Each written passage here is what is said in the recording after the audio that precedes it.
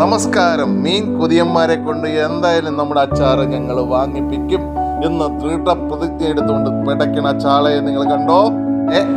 കൊഴുവ, ഓലക്കുടിയൻ, മോത, ചെമ്മീൻ, നെയ്മീൻ, സ്രാവ്, പിന്നെ പിടയ്ക്കണ അയല കണ്ടോ?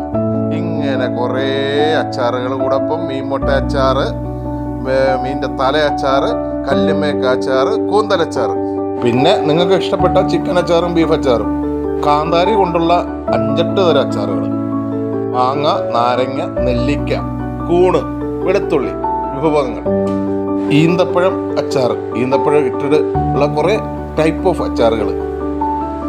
ഇപ്പോൾ പറഞ്ഞ് മീനിൽ നിന്ന് മാറിപ്പോയെന്ന് തോന്നുന്നു. അപ്പം ഇത് അയല വറുത്ത് വരുന്നതാണ്.